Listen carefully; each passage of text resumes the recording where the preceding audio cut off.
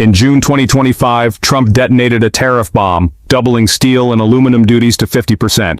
Canada didn't blink. Instead, it unleashed a calculated counterstrike. Real-time tariff triggers reshoring demands and ironclad procurement rules. As the clock ticks toward a July 21st trade reckoning, the pressure is building across factories, borders, and boardrooms. What began as a policy move has morphed into an industrial showdown. Now let's lift the hood and examine the pivotal moves, bold strategies, and power shifts, transforming this trade clash into a full-blown supply chain war. Turbocharged tensions. The trade war ignition point.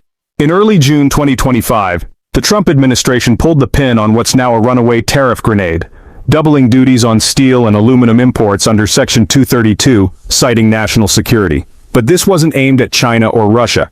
Canada and Mexico, both USMCA allies, got swept up in the blast radius. The reaction markets jerked like a misfiring cylinder. Commodities went haywire. The US dollar revved up over 1%, and manufacturers across Detroit, Windsor, and beyond scrambled to recalculate orders, freight plans, and even supplier contracts. But Canada wasn't caught flat-footed. Back in March, it had already slapped on 25% retaliatory tariffs, 12.6 billion CAD in steel, 3 billion CAD in aluminum. Still, Trump's 50% spike on June 4th changed the game at the G7 in Kananaskis. Prime Minister Mark Carney and Trump agreed to a 30-day window make progress by July 21st, or face the consequences.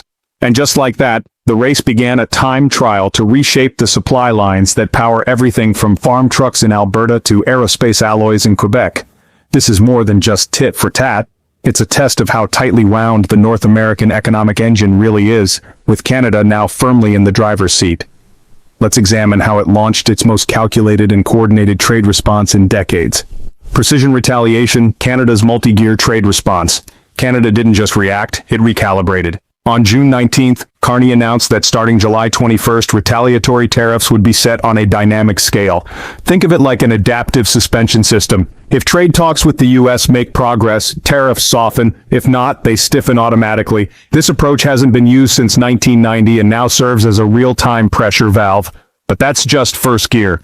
As of June 30th, all federally funded Canadian infrastructure, defense, and auto contracts must prioritize domestic suppliers.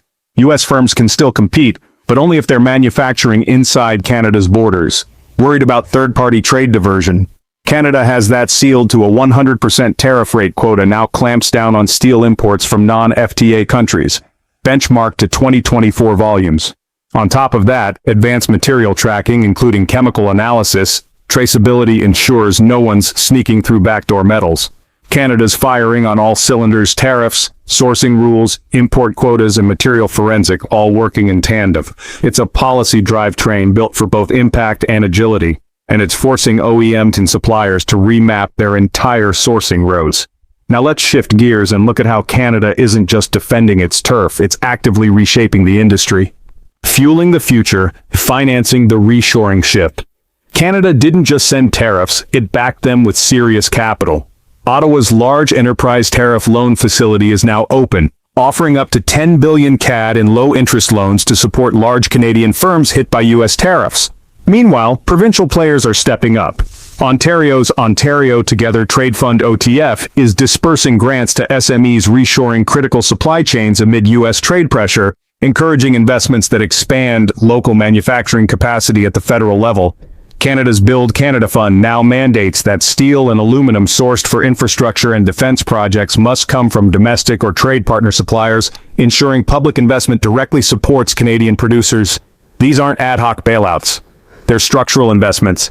By coupling financing tools and procurement mandates, Canada is turning a short-term tariff fight into a long-term strategy to reinforce its industrial backbone. And the ripple effects are global. Other nations are watching closely and responding in kind. Alliances in motion, global echoes of Canada's countermove. Canada's steel salvo sent ripples far beyond North America. In Brussels, EU leaders are responding with their own toolkit. No direct retaliation, but ramping up green steel subsidies, military-industrial collaboration, and sovereign supply chain planning. Japan's MITI has even pledged emergency aluminum shipments to Canada, while Germany's Steel Federation praised Ottawa's agility and called for quicker EU action. This isn't just global coordination, it's coalition building. Like-minded nations are aligning industrial defenses, redefining supply security as a geopolitical pillar. Meanwhile, the US is digging in. Trade reps have labeled Canada's moves unnecessary while considering WTO complaints. Industry groups from Michigan to Texas are calling for exemptions, warning of damage to the deeply integrated auto and aerospace ecosystems. As July 21st approaches, the metals themselves, steel and aluminum, have become more than resources. They're now chess pieces in a grander game of economic influence, diplomat positioning, and regional resilience. This is supply chain strategy on a global scale. As international players dig in, the economic pressure is now meeting political resistance and markets are showing signs of strain. Tariff tremors, inflation, politics, and the final countdown. With July 21st around the corner, markets are shifting into risk mode. Steel premiums out of Cleveland are rising fast. Driven by fears of tariff volatility, the Bank of Canada has already flagged that prolonged barriers, whether Canadian or American, could ripple into inflation, with an estimated 75% pass-through to consumer prices over 18 months. The BSE is hinting at countermeasures, while the Fed walks a tightrope between softening inflation and growing geopolitical instability. Even the Bank of England's Governor Bailey has chimed in, calling out trade-driven inflation as a new policy frontier politically. Ottawa is under fire. Opposition leaders want faster retaliation, but Prime Minister Carney insists that synchronizing with allies, especially the EU and Japan, is key. Meanwhile, Trump teases carve-outs but holds firm on the tariff line until new import lists drop. This isn't just economic sparring, it's a deadline with wide-ranging consequences. Will it bring relief or rupture? Industry leaders, traders, and policymakers alike are holding their breath. Now let's pull it all together and see what this means for the road ahead. Verdict: forging the steel firewall. As of June 26, 2025, Canada's response has shifted from defense to doctrine. Dubbed the steel firewall, Ottawa's package of auto-scaling tariffs, domestic sourcing mandates, strategic financing, and strict traceability isn't just retaliatory, it's transformational. By hardwiring sovereignty into its industrial supply chains, Canada is laying the foundation for long-term resilience in critical sectors like automotive, aerospace, and infrastructure. The world is watching and, in some cases, following suit. With the July 21st deadline ticking down, this is no longer about temporary tension. It's a battle over the architecture of global trade. Will North America return to integrated manufacturing harmony, or are we witnessing the start of a metal Cold War? Either way, steel and aluminum now sit at the crossroads of diplomacy, inflation, national security, and economic identity. Now we want to hear from you in the comments. Is Canada's steel firewall the future of industrial defense, or a risky overcorrection? Will other countries follow suit and build their own economic firewalls? And how do you think this will affect car prices, job markets, and innovation in the auto industry?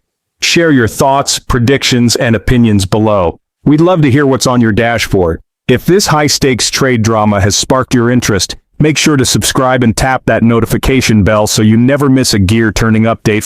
Thanks for watching and see you next time. You can now check out any of the videos on the screen. There's plenty more to explore.